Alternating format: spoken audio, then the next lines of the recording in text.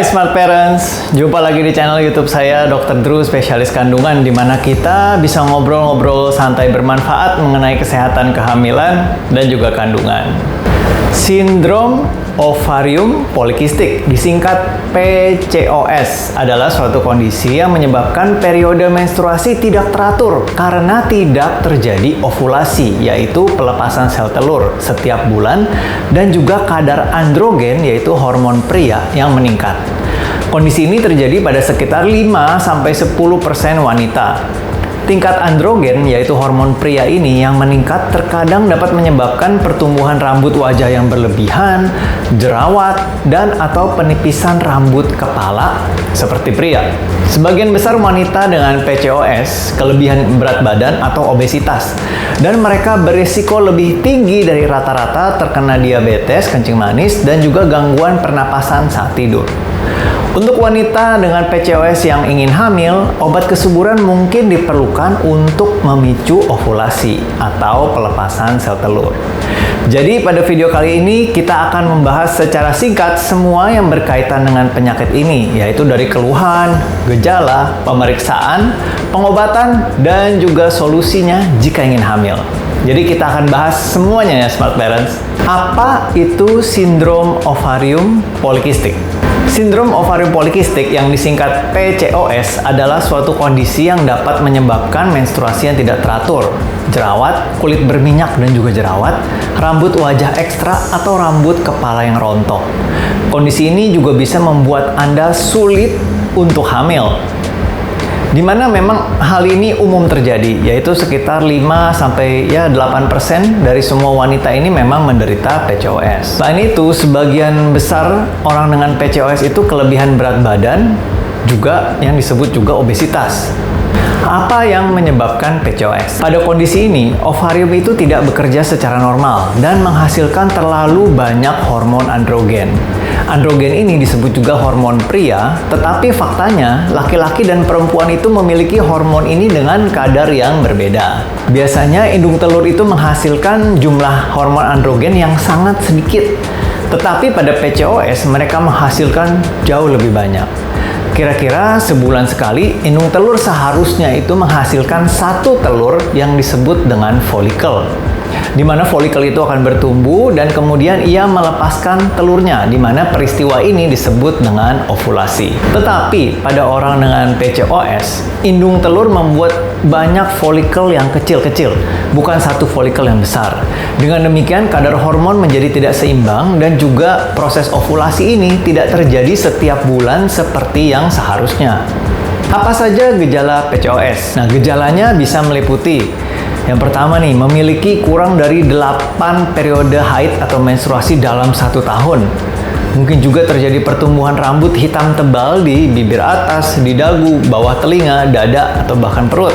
Jerawat, di mana kulit berminyak dan jerawat mayoritas berada pada wajah. Rambut kepala yang rontok, kesulitan untuk hamil tanpa bantuan medis, dan juga kenaikan berat badan dan kegemukan.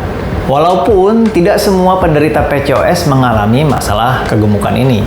Haruskah saya menemui dokter meskipun gejala saya ringan? Tetap iya, karena kondisi PCOS itu meningkatkan resiko masalah kesehatan lainnya, termasuk diabetes, yaitu keadaan gula darah yang tinggi. Kedua, tingkat kolesterol yang tinggi. Ketiga, penyakit namanya sleep apnea, yaitu gangguan tidur yang menyebabkan seseorang itu berhenti bernapas sebentar saat mereka tidur. Keempat, depresi atau kecemasan. Dan yang terakhir adalah gangguan makan, seperti makan berlebihan atau bulimia. Apakah ada tes atau pemeriksaan yang harus dilakukan? Jadi dokter kandungan Anda akan memutuskan pemeriksaan mana yang harus Anda lakukan berdasarkan usia tentunya, gejala, dan situasi setiap orang. Pemeriksaan yang mungkin dilakukan nih, antara lain tes darah untuk mengukur kadar hormon, gula darah, dan juga kolesterol. Kemudian tes kehamilan jika Anda skip dari periode menstruasi. Dan ultrasonografi panggul untuk memeriksa indung telur Anda.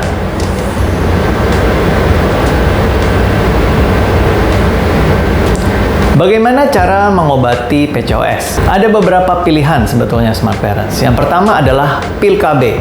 Ini adalah pengobatan utama untuk PCOS. Tapi pil KB ini tidak menyembuhkan kondisi PCOS-nya. Tetapi mereka dapat memperbaiki banyak gejalanya, seperti menstruasi yang tidak teratur, jerawat, rambut wajah yang berlebih. Pil KB juga menurunkan resiko seseorang mengalami kanker rahim. Obat yang kedua adalah obat-obatan anti-androgen, di mana obat ini menghambat hormon yang menyebabkan beberapa gejala PCOS seperti jerawat, pertumbuhan rambut wajah berlebih. Di mana nama generiknya adalah spironolakton, di mana ini adalah salah satu yang banyak digunakan oleh dokter. Kemudian obat yang namanya progestin. Hormon ini dapat membuat menstruasi Anda teratur, tetapi hanya jika Anda meminumnya secara teratur. Hal ini juga menurunkan resiko kanker rahim. Obat yang berikutnya adalah metformin, di mana obat ini dapat membantu membuat menstruasi Anda juga lebih teratur. Obat ini juga dapat membantu menurunkan kadar gula dalam darah. Lalu ada lotion kulit, obat atau antibiotik untuk mengobati jerawat.